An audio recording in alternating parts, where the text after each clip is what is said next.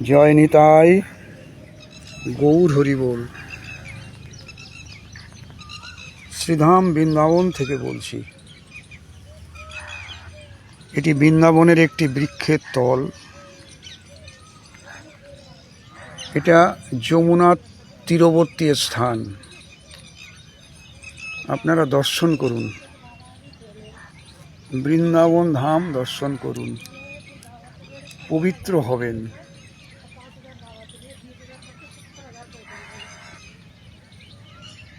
জয় নিতাই, গৌর হরি বল। মাঝে মাঝে পাখির ডাকও শোনা যাচ্ছে। শ্রীধাম বৃন্দাবন প্রতিদিনকার মতো আজকেও আমরা কিছু শাস্ত্র সিদ্ধান্ত অনুযায়ী ভাগবতীয় কথায় ব্রতী হয়েছি। আজকের বিষয়টাও সুন্দর। একটা গ্রন্থের একটা পয়ারের অংশ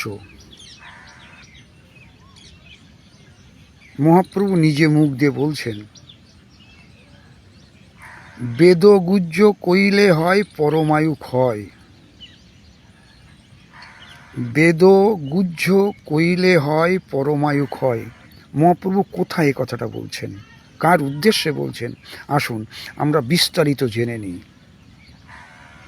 এটা আমরা পেয়েছি, এর উত্তরটা শ্রী শ্রী চৈতন্য ভাগবত, শ্রীল বৃন্দাবন দাস ঠাকুর মশাই কৃত তার আদি লীলা রাধে রাধে আদি খণ্ড 11 অধ্যায় 183 থেকে 190 নম্বর পয়ার। আসুন আমরা 183 থেকে এটা আস্বাদন করি। দিগ্বিজয়ী পণ্ডিতকে মহাপ্রভু নবদ্বীপে, আপনারা নিশ্চয়ই কোকিলের ধ্বনি শুনতে পেলেন। এই উপরে বসে আছে, এই গাছটার উপরেই বসে আছে। আমি আগের ভিডিওটায় আপনাদেরকে দেখালাম, এই পাঁচিলটার পরে বসেছিল, উড়ে গিয়ে গাছে বসেছে। এইমাত্র তার ধ্বনিটা শুনতে পেলেন আপনারা। আসুন আমরা শাস্ত্র আলোচনা। খুব সুন্দর পরিবেশ, বৃন্দাবন অপ্রাকৃত ধাম। প্রতিটা রজে ভগবান বিরাজ করছেন এখানে। অনুভব চাই, উপলব্ধি চাই। এটা ভজনের স্থান। রাধে রাধে। এটা সাক্ষাৎ ভগবানকে প্রাপ্তির স্থান। এখানে ভগবান লীলা করেছেন, কত লীলা করেছেন। রাধে রাধে। কত সৌভাগ্য আমাদের, সেই বৃন্দাবন ধাম আমরা দর্শন করছি। যাই হোক, আমাদের যেটা বেদগুহ্য কইলে হয় পরমায়ু ক্ষয়, মহাপ্রভু কোথায় বললেন? চৈতন্য ভাগবত আদিখণ্ড 11 অধ্যায় 183 নম্বর পয়ার থেকে আমি শুরু করছি। যে কিছু তোমারে কইলেন সরস্বতী। সেই দিগ্বিজয়ী পণ্ডিত নবদ্বীপে নিমায়ের কাছে তর্কযুদ্ধে হেরে যান। পরবর্তীতে তিনি এসে নিমায়ের পাদপদ্মে পড়েন এবং উনি যখন নিজেকে এটা জানালেন, তারপরে তাকে সতর্ক করলেন যে কি, যে কিছু তোমারে কহিলেন সরস্বতী। সরস্বতী তোমাকে কিছু কথা বলেছেন আমার বিষয়ে। যে কিছু তোমারে কইলেন সরস্বতী, সে সকল কিছু না কইবা কাহাপতি, কাউকে বলবে না। বেদগুহ্য কইলে হয় পরমায়ু ক্ষয়। একদম পরিষ্কার মহাপ্রভুর কথা। পরলোকে তার মন্দ জানিও নিশ্চয়। ইহলোকে তার পরমায়ু ক্ষয় হবে, আর পরলোকে গিয়ে তার মন্দ হবে, খারাপ হবে।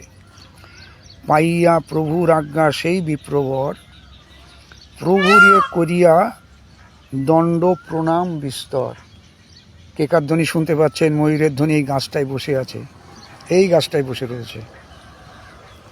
পুনঃ পুনঃ পাদপদ্ম করিয়া বন্ধন, মহা কৃতকৃত্য হই চলিলা ব্রাহ্মণ।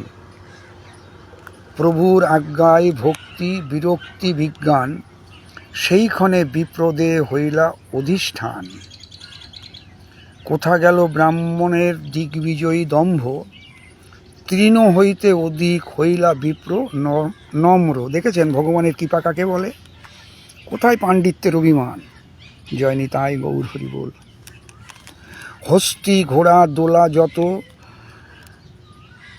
হস্তি ঘোড়া দোলা ধন যতেক সম্ভার, পাত্রসাৎ করিয়া সর্বস্ব আপনার। চলিলেন দিগ্বিজয়ী হইয়া অসঙ্গ, হেনমতে শ্রী গৌরাঙ্গ সুন্দরের রঙ্গ। সমস্ত মান অভিমান অহংকার ত্যাগ করে মহাপ্রভুর কৃপাপ্রাপ্ত হয়ে সেই দম্ভপূর্ণ দিগ্বিজয় পণ্ডিত চললেন এবং নবদ্বীপেই ছিলেন তিনি। এই ছিল আজকে আমাদের আলোচনার বিষয়, যে বেদৌগুহ্য কথা বললে পরমায়ু ক্ষয় হয়। জানলাম শ্রী শ্রী চৈতন্য ভাগবত শ্রীল বৃন্দাবন দাস ঠাকুর মশাইকৃত তার আদিখণ্ড 11 অধ্যায় 183 থেকে 190 পর্যন্ত, 190 নম্বর পয়ার পর্যন্ত। সবাই ভালো থাকুন, আনন্দে থাকুন, সুখে থাকুন। ভিডিওটি ভালো লাগলে লাইক শেয়ার কমেন্টস করবেন। জয় নিতাই গৌর হরি বল। জয় শ্রী রাধে শ্যাম।